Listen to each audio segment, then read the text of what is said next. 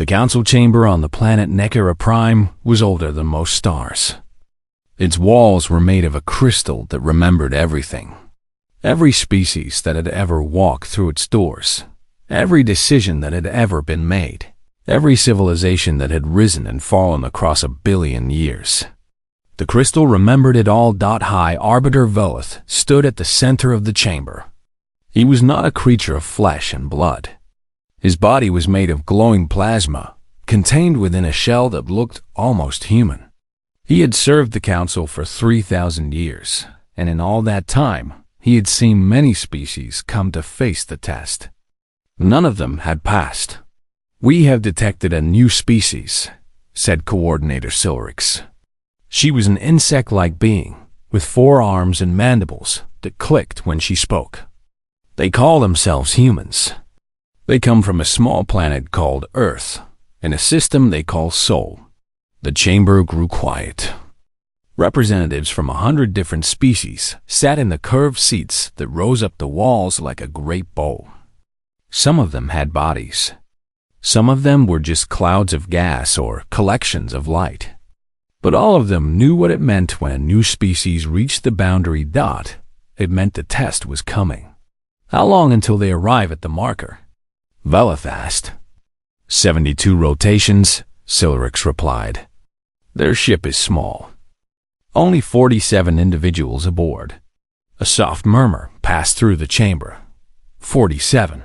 Such a tiny number to face something so enormous. In the back of the room, a young Krovani named Therix leaned forward in her seat. The Krovini were tall beings with gray skin and large dark eyes. They had faced the test 2,000 years ago, and the memory of it still haunted their species. Therix had studied humans during her training. She found them fascinating. They were weak and short-lived, but there was something about them that she could not quite understand.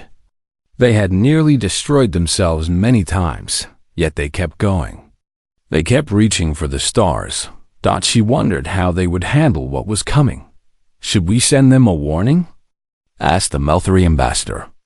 The Melthari were beings of pure light, and when she spoke, her glow dimmed with old shame. Her species had faced the test 10,000 years ago. They had not handled it well.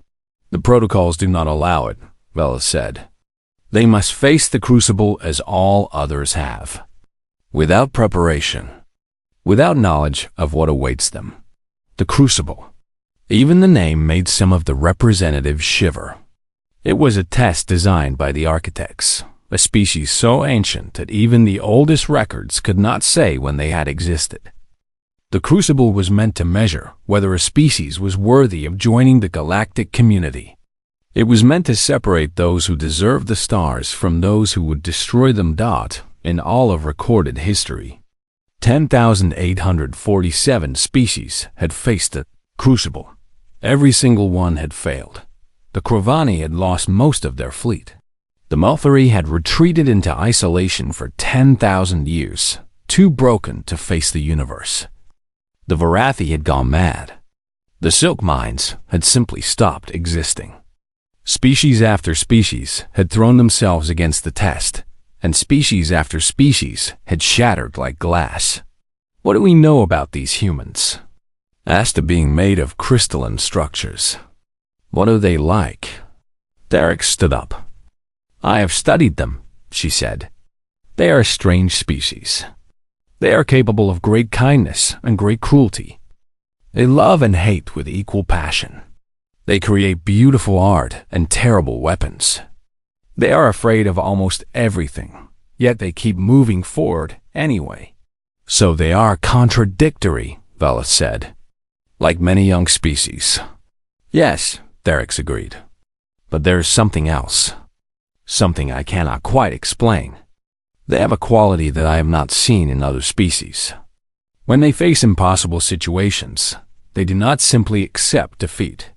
They look for ways around the problem. They question the rules.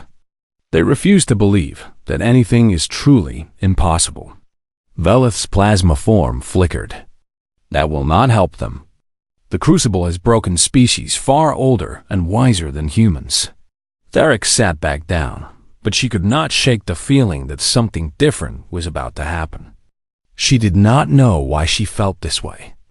It was just a sense, a quiet voice in the back of her mind that said, "Watch these humans carefully." Far away, in a distant corner of the galaxy, the human ship called the Starboard Dawn was having a normal day. Captain Lucy Grant sat in her chair on the bridge, staring at her coffee mug with an expression of deep disappointment. The coffee was cold. Again. This was the third time this week, and she was starting to take it personally. "The heating element is broken," said her first officer, Pete Morrison. He was a tall, thin man with a face that always looked slightly worried. "Danny says he can fix it, but he needs parts." "Of course he does," Lucy sighed. She drank the cold coffee anyway. It was bad, but she needed the caffeine. "What's our status?" "We're about 6 hours from those coordinates we picked up last week." "The ones from that weird signal?" Lucy nodded. They had detected a strange signal a few days ago. It was a perfect mathematical sequence, broadcasting from what appeared to be empty space. Most of the crew thought it was probably just a natural phenomenon, some kind of pulsar or rotating star that happened to create an interesting pattern. Lucy was not so sure. She had been a captain for 15 years. She had seen a lot of strange things in that time, and she had learned to trust her instincts. Right now, her instincts were telling her that something big was waiting for them out there in the darkness. "Keep me updated," she told Pete, "and see if you can do something about the coffee situation. This is getting serious." Pete smiled. "I'll put our best people on it, Captain." Lucy went to her quarters to rest. She would need her strength for whatever was coming.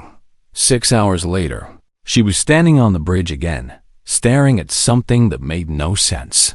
The structure had appeared out of nowhere. One moment there was empty space, and the next moment there was this. It was enormous beyond understanding. Lucy had seen space stations and asteroids and even a few gas giants up close. But this was different. This was something that should not exist. It was made of shapes that hurt to look at, angles that seemed to bend in impossible directions. It was beautiful and terrifying at the same time. "What is that?" whispered Haley Brooks, the ship's navigator. Her hands were frozen above her console. No one answered. No one could. They all just stared at the impossible thing floating in the void before them. And then it spoke. Across the crucible, the crew of the Starboard Dawn faced their deepest fears. Each one was alone, trapped in a nightmare designed specifically for them. The ancient structure had reached into their minds and found the things they were most afraid of. The memories that kept them awake at night. The thoughts they tried never to think. Danny Chun found himself in a burning engine room. The flames were everywhere, orange and hungry, eating through the walls and floor. And there, trapped beneath a fallen beam, was his brother Kevin. This was not a memory that Danny had invented. This had really happened 8 years ago, on a merchant ship called the Wandering Star. Danny had been the assistant engineer. Kevin had been visiting.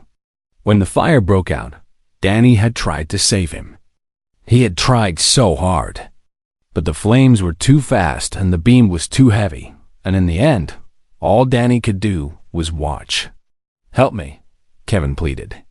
His face was covered in burns, but his eyes were still alive, still begging.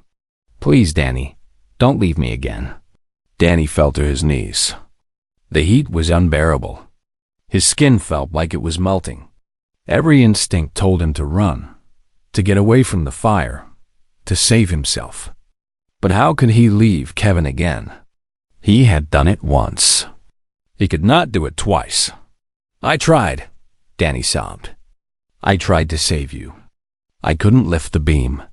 I wasn't strong enough." "Try again," Kevin said. "Stay here and try again. Forever. That's what I deserve, isn't it? Your brother, burning forever, while you try to save him and fail." Danny reached for the beam. His hands blistered from the heat. But as he struggled to lift it, something occurred to him. Something about the way Kevin had spoken. "That's what I deserve." Kevin had never talked like that. The real Kevin, the brother Danny remembered, would never have wanted Danny to suffer. He would have told Danny to run, to save himself, to live a good life. The real Kevin loved Danny too much to want him trapped in guilt forever. "You're not my brother," Danny said slowly. He stood up, ignoring the pain in his hands. "My brother is dead. He died a long time ago, and I've spent 8 years feeling guilty about it. But he wouldn't want this. He wouldn't want me to burn forever in my own guilt." The fire flickered. Kevin's face twisted. "This is a trick," Danny continued. "You want me to stay here, to loop through this moment forever, never moving forward. But I'm not going to do that. Kevin is gone, and nothing I do will bring him back. The best I can do is honor his memory by living my life, by moving forward." He walked through the flames. They burned, but they did not consume him. He walked through the image of his brother, through the wall of fire, and emerged into a white corridor on the other side, somewhere in the crucible. Haley Brooks was facing her own nightmare. She was floating in space, completely alone. There were stars around her, but she did not recognize any of them. Her navigation console was blank. Her ship was gone. She was lost in a way that went beyond physical location. She was lost in her soul. Being lost was Haley's greatest fear. Ever since she was a child, she had been terrified of not knowing where she was. She had become a navigator specifically because of this fear, learning the stars and planets and systems so that she would always be able to find her way home. But now, there was no home. There were only these strange stars, cold and distant, offering no comfort. "You will drift forever," the voice of the crucible told her. "You will never find your way back. You are lost, and you will remain lost for eternity." Haley floated in the darkness, feeling the weight of infinite space pressing down on her. She thought about her family on Earth, about her little brother who wanted to be an astronaut. She would never see them again. She would die out here, alone and lost, and no one would ever know what happened to her. And then, something strange happened. Haley stopped panicking. She looked at the unfamiliar stars, really looked at them. They were different from the stars she knew, but they were still beautiful. They burned with ancient light, carrying stories across the void. They did not care that Haley was afraid. They just existed, vast and wonderful. "Okay," Haley said out loud. "So I'm lost. So what?" The crucible seemed to hesitate. "So what? I mean, yeah, being lost is scary. But when you think about it, everyone is lost. The whole human race is lost. We're on a tiny planet in an enormous universe, and none of us really know where we're going. We just pretend we do because it makes us feel better." She settled into a more comfortable position, floating cross-legged in the void. "My captain told me something once. She said that the moment you decide something is impossible is the moment it becomes impossible. Well, I'm not going to decide that being lost is the end of everything. Maybe it's just the beginning of something new." She looked up at the strange stars. "Besides, these are actually pretty nice. Different, but nice. I wonder what planets are orbiting them. I wonder what kinds of life might exist out there." The simulation flickered and died. Haley found herself standing in a white corridor, alive and whole. One by one, the crew of the Starward Dawn faced their fears and found ways through them. Omar Hayes, the security chief, was forced to relive every violent death he had ever witnessed. He survived by remembering why he had become a soldier in the first place, not to cause death, but to prevent it. Carla Diaz faced a version of herself that told her she was worthless, that she would never amount to anything, that everyone who pretended to care about her was lying. She survived by choosing to believe in herself, even when the voice in her head said she shouldn't. Marcus Webb was trapped in a puzzle with no solution. A mathematical problem that drove him mad every time he thought he was close to solving it. He survived by realizing that not every problem needs to be solved. That sometimes it's enough to just appreciate the complexity. And in the council chamber on Nexera Prime, the representatives watched with growing amazement. "This is impossible," Silrix kept saying. "The fear phase has never been passed by so many individuals. How are they doing this?" Therix watched the screens with a strange feeling in her chest. It was hope, she realized. Something she had not felt in a very long time. "They're not conquering their fears," she said quietly. "They're accepting them. They're looking at the things that terrify them and saying, yes, this is scary, but I can live with it. That's different from what other species did." "It will not matter," Bella said. His plasma form was agitated, swirling with colors that indicated confusion. "The fear phase is only the beginning. The second phase is much worse." "What is the second phase?" asked a young Melthari ambassador who had never witnessed a crucible before. Bella's form darkened. "The choice. Every species that has survived the fear phase has broken against the choice." On the screens, the human crew members were beginning to find each other again, emerging from their personal nightmares into the shared corridors of the crucible. They looked tired and shaken, but they were alive, and they were smiling. In the depths of the ancient structure, the consciousness that controlled the crucible observed these strange, new creatures with something that might have been curiosity. It had been watching species fail for 3 billion years. It had almost forgotten what hope felt like. But now, for the first time in ages, it wondered if maybe, just maybe, these humans might be different. The voice did not come through the radio. It did not come through any speaker or communication device on the ship. It came directly into their minds. Every human on the Star Dawn heard it at the same moment, a voice that was neither male nor female, neither old nor young.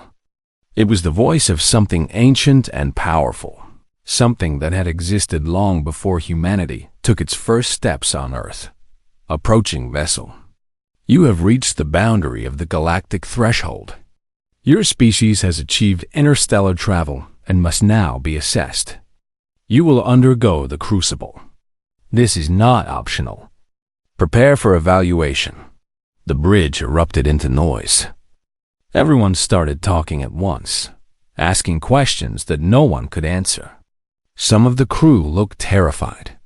Others looked confused. A few looked like they might be sick. Lucy held up her hand and the noise stopped. Her crew knew that gesture well. When the captain wanted silence, she got it. "Let's stay calm," she said. Her voice was steady, even though her heart was beating fast. "Whatever this is, panicking will not help us. Marcus, can you try to communicate with it?" Marcus Webb was the ship's science officer. He was a short man with glasses and a mind that never stopped working. He nodded and worked at his console for a moment, then spoke clearly into the communication system. "Unknown structure. This is the human vessel Starward Dawn. We come in peace and mean no harm. Can you explain what this evaluation involves?" The response came immediately, cold and without emotion. "The crucible tests worthiness. Throughout galactic history, 10,847 species have been evaluated. All have failed. Failure is acceptable. You will be returned to your home system with restricted privileges. Success would grant full membership in the galactic community, but success has never occurred. The test will begin in 1 of your hours. Further questions are irrelevant." Then the voice was gone, leaving behind only silence. For a long moment, no one spoke. The weight of what they had just heard pressed down on them like a physical thing. 10,000 species had failed. Every single one. And now it was their turn. Danny Chun, the ship's chief engineer, broke the silence. He was sitting at his station with his arms crossed, looking at the view screen with an expression that was half fear and half annoyance. "Well," he said, "that's not good." Lucy almost laughed.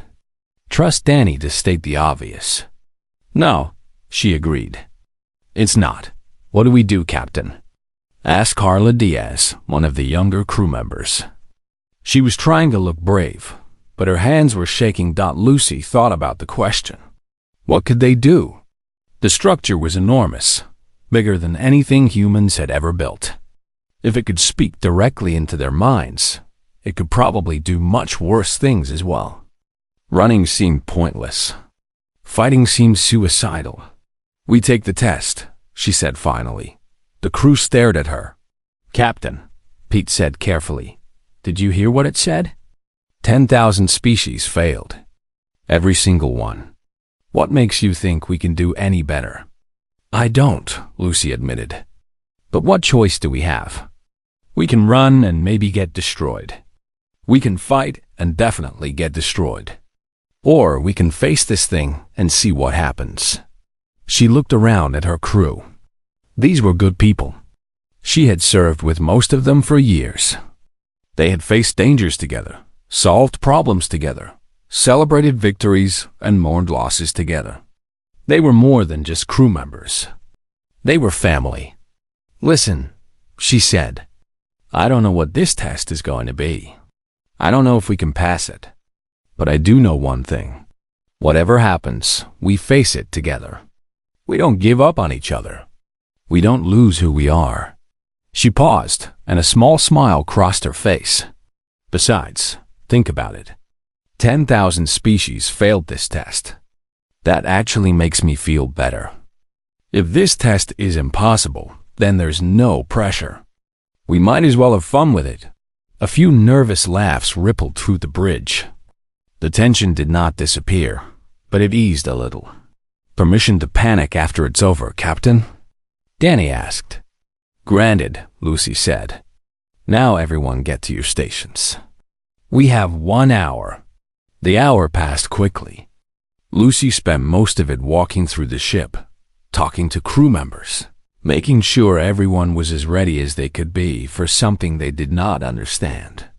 She found Haley in the navigation room, staring at charts that no longer seemed relevant. "How are you holding up?" Lucy asked. Haley shrugged. She was young, only 25, and this was her first deep space mission. "I keep thinking about my family back on Earth, my mom and dad, my little brother. If something happens to us, they'll never know what went wrong." Lucy sat down next to her. "What's your brother's name?" "Kevin. He's 12. He wants to be an astronaut when he grows up." "Then we have to make sure we give him a good story to tell," Lucy said. "About the time his sister took on an ancient alien test and came out the other side." Haley looked at her. "You really think we can do this?" Lucy considered lying, but decided against it. "Honestly, I have no idea. But I've learned something in my years as captain. The moment you decide something is impossible is the moment it becomes impossible. So we might as well believe we have a chance." Before Haley could respond, the ship shuddered. The lights flickered.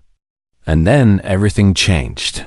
One moment they were inside the stalwart dawn, surrounded by familiar walls and consoles and the quiet hum of engines.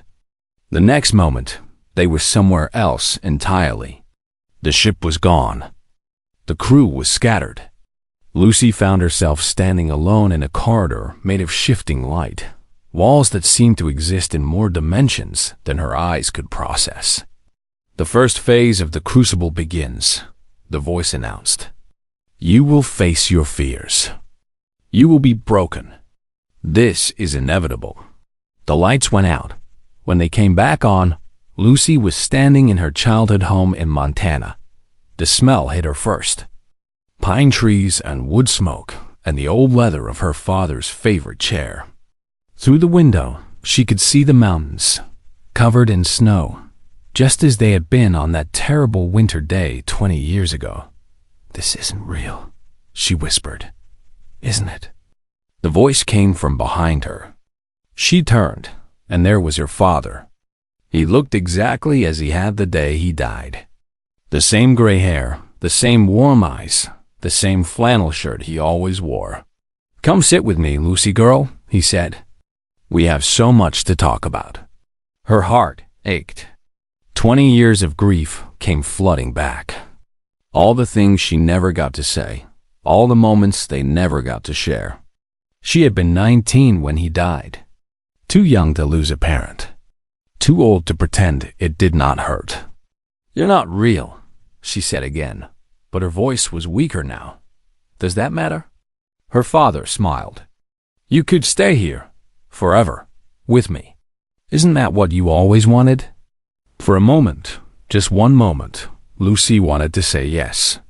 She wanted to sit down and never leave. She wanted to pretend that the last 20 years had never happened, that she was still a teenager with her whole life ahead of her and her father by her side. But then she thought about her crew, about Pete and Danny and Haley and all the others. They were counting on her. They were facing their own fears somewhere in this place, and she could not abandon them. "I loved you, Dad," she said. "I still love you, but you're gone. And I have people who need me now. I can't stay in the past." Her father's face twisted into something inhuman. "Then suffer?" It hissed. The world dissolved into fire and pain. But Lucy kept walking forward, one step at a time, toward whatever came next. The crew of the Star Dawn found each other in a vast chamber at the heart of the crucible. The walls pulsed with strange light, colors that did not exist in the normal spectrum. The ceiling stretched upward into darkness, and the floor was made of something that felt both solid and liquid at the same time. They looked tired. They looked scared. But they were together again, and that made everything feel a little bit better. "Is everyone okay?" Lucy asked, looking around at her crew. She counted heads. 47. All of them present. All of them alive. "Define okay," Danny said. He was holding his hands carefully, though the burns from his vision had somehow healed. "Because I just spent an eternity trying to save my dead brother from a fire that wasn't real, and I'm not sure how to feel about that." "Join the club?" Omar said. His eyes were haunted, but his voice was steady. "Whatever that was, I never want to do it again." Before anyone could respond, the voice of the crucible filled the chamber. "You have passed the first phase. This is unusual. You will now face the second phase, the choice." At the center of the room, a pedestal rose from the floor. On top of it sat a simple lever, the kind you might find in an old factory or power station. It looked almost ordinary, except for the fact that nothing about this place was ordinary. Above the pedestal, two holographic images appeared. On the left was Earth, beautiful and blue, slowly rotating in the darkness of space. Lucy recognized the continents, the oceans, the swirls of white clouds. Home. On the right was a planet she had never seen before. It was purple and green, with 3 moons orbiting around it. Strange and alien and beautiful in its own way. "Behold," the voice said, "your homeworld and the homeworld of the Velothi species. The Velothi live in a distant galaxy. You have never met them. They have never met you. They know nothing of your existence." Lucy felt a cold knot forming in her stomach. She did not like where this was going. "The lever before you controls a weapon system," the voice continued. "If you pull the lever to the left, Earth will be destroyed. All 7 billion humans will die. If you pull the lever to the right, the Velothi homeworld will be destroyed. All 4 billion Velothi will die." The chamber went silent. "You must choose. One species must be sacrificed. This is the price of passage." Pete was the first to speak. His voice was barely a whisper. "You want us to commit genocide. You want us to murder billions of innocent people.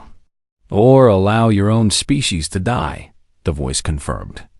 Every civilization that has reached this point has made the choice. Some chose to sacrifice themselves, believing it was the moral option. They were allowed to die. Others chose to destroy the unknown species, willing to commit any crime for survival. They survived, but were broken by what they had done. All failed. The Crucible does not judge your choice, only your willingness to make it. And if we refuse, Lucy asked, if the lever is not pulled within one of your hours, both worlds will be destroyed. The crew looked at each other. This was it. This was the test that had broken every species in galactic history. An impossible choice between two unthinkable options. Carla sank to her knees. This isn't fair. We didn't ask for this. Those Velothi people didn't ask for this. How can this be a test of worthiness? It's just cruelty. Yes, the voice agreed. It is. For a long time, no one spoke. Lucy walked slowly toward the pedestal, her mind racing faster than it ever had before. She thought about every test she had ever taken, every problem she had ever solved. There had to be an answer. There was always an answer. She thought about what Haley had said, about how everyone is lost. She thought about what Danny had realized, that the nightmare was a trick designed to trap him in guilt forever. She thought about all the species that had come before. 10,000 civilizations that had stood in this same room and faced this same choice. And then she started to laugh. It began as a small sound, barely more than a breath. But it grew, becoming a full, genuine laugh that echoed through the vast chamber. Her crew stared at her like she had lost her mind. "Captain?" Pete said carefully. "Are you okay?" Lucy wiped her eyes. "I'm sorry. It's just, this is the test? This is what broke 10,000 civilizations. You find genocide amusing?" The voice asked, and there was something new in its tone. Something that might have been confusion. "No," Lucy said. "I find this test amusing. Because it's stupid." She walked up to the pedestal and looked at the lever. Such a simple thing. Such an ordinary object to hold the fate of billions. "You're asking me to accept that there are only two options," she said. "Earth dies or the Velothi die. Pull left or pull right. But that's not true, is it? There's always a third option. The mechanism does not allow for... I'm not talking about the mechanism." Lucy turned to face the empty air where the voice seemed to come from. "I'm talking about the assumption. You've built a test that only works if we accept the rules of the test. But here's the thing about humans. We're really, really bad at following rules that don't make sense." She placed her hands on the lever but did not pull it. 10,000 species came to this room. 10,000 species looked at this lever and saw only two choices. They agonized over which option was less terrible. They tore themselves apart, trying to decide whether to save themselves or sacrifice themselves. And every single one of them failed. She looked back at her crew. Danny was watching her with wide eyes. Haley was nodding slowly, beginning to understand. Even Marcus, the scientist who always needed logical explanations for everything, was starting to smile. They failed because they accepted the premise. Lucy continued. They believed that the test was fair, that the rules meant something, that they had to choose between two terrible options because the voice said so. She turned back to the pedestal. But what if the test isn't about choosing? What if it's about refusing to choose? "That is not how the Crucible works," the voice said. But there was uncertainty in it now. "Maybe it should be," Lucy said. "Because I'm not going to pull this lever left. I'm not going to pull it right. I'm not going to play a game where the only options are evil or dead." She gripped the lever with both hands. "My species has spent its entire history being told what's impossible. We were told we couldn't fly, so we built airplanes. We were told we couldn't leave our planet, so we built rockets. Every single step of our evolution has been us looking at impossible situations and saying, yeah, but what if we just don't accept that? She took a deep breath. So here's what I'm going to do. I'm going to break your stupid test. And she pushed the lever forward into a direction it was clearly never meant to go. The pedestal cracked. Sparks flew from the mechanism. The holographic displays of both planets flickered and vanished. And then, for the first time in 3 billion years, the crucible did something it had never done before. It laughed. The laughter that filled the chamber was warm and full of joy. It was completely different from the cold, emotionless voice that had spoken before. This laughter sounded alive, like something that had been sleeping for billions of years and was finally waking up. Finally, the voice said, and now it was rich and deep and almost kind. After all this time, finally, the walls of the chamber began to change. The strange angles softened into curves. The colors became warmer, more welcoming. The broken pedestal faded away like a dream at sunrise. And then something appeared before them. A being made of pure light, shaped almost like a human, but clearly not human at all. Its features shifted and flowed like water, never quite settling into a fixed form. I am the last of the architects, it said. My people built the crucible 3 billion years ago, when we knew that our time was ending. We wanted to leave something behind. Not a weapon or a monument, but a test. A way to find species who might be worthy of the responsibility we could no longer carry. Lucy stared at the being. And that responsibility is? Leadership. Guardianship. The galaxy is vast and full of wonders, but it is also full of dangers. Species fight and destroy each other. Planets die. Stars explode. Someone must help maintain balance. Someone must guide the younger civilizations and prevent catastrophes. For 3 billion years, we have been waiting for a species capable of that role. But everyone failed, Pete said. 10,000 species? Yes. The architect's light dimmed slightly, as if with sadness. They all failed because they all accepted the rules of the test. They saw the lever and the choice and believed that they had to pick one option or the other. They never thought to reject the premise entirely. So the test wasn't about choosing, Haley said slowly. It was about refusing to choose. More than that.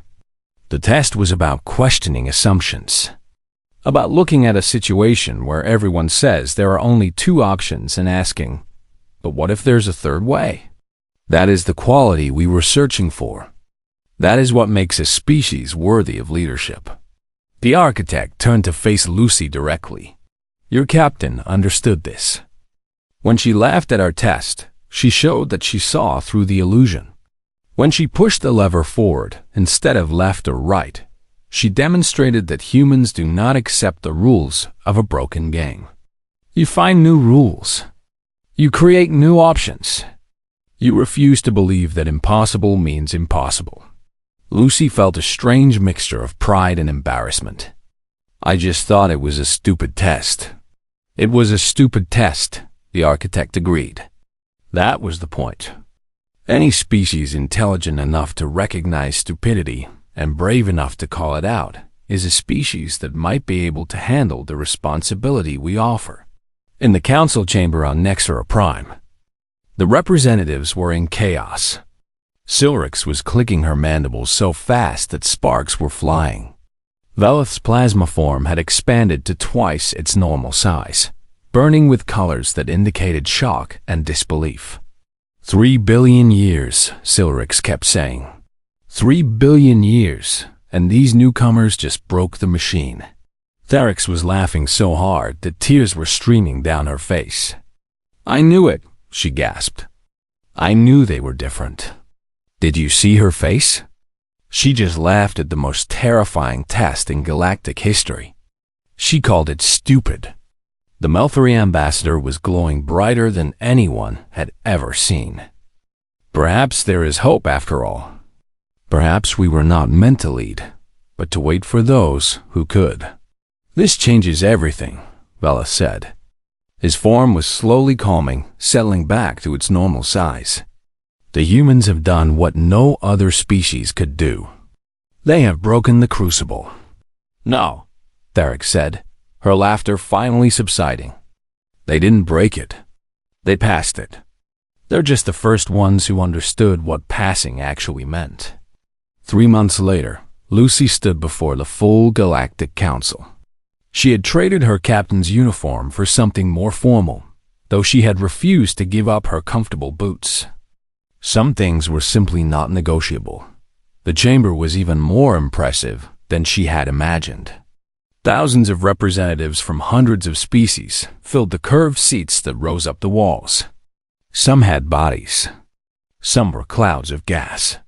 Some existed in ways that Lucy's human brain could not fully understand. "The architect has endorsed humanity for full membership in the galactic community," Veleth announced. His plasma form flickered with colors that seemed almost respectful. "More than that, they've been designated as candidates for the Guardian role. The first species in recorded history to receive such consideration." Murmurs swept through the chamber. Some sounded excited. Others sounded worried. A few sounded openly hostile. "This is unprecedented," the Melthri ambassador said. "Yeah," Lucy agreed. "We get that a lot. You must understand our concern," Silric said. "Your species is young. You are aggressive. You merely destroyed yourselves several times before you even left your planet. How can we trust you with this responsibility?" Lucy thought about this carefully.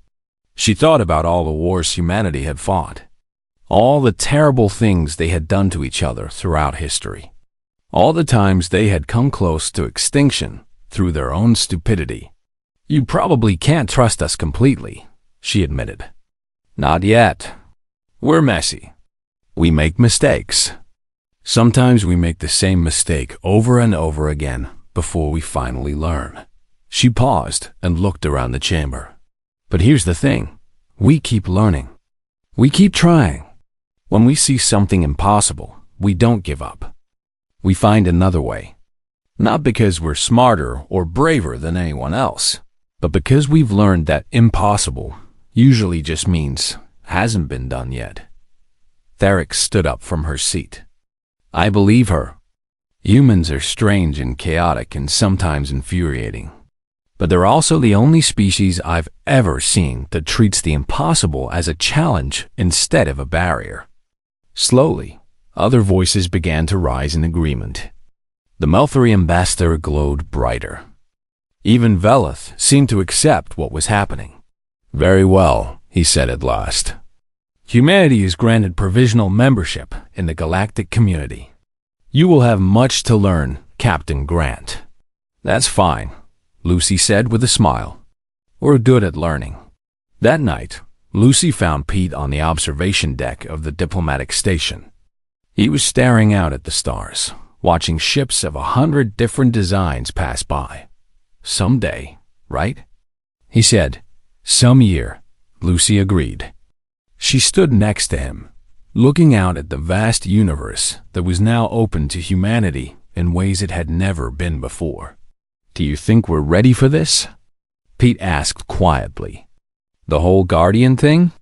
Lucy thought about her crew, about Danny and Haley and Carla and all the others who had faced their fears and kept going.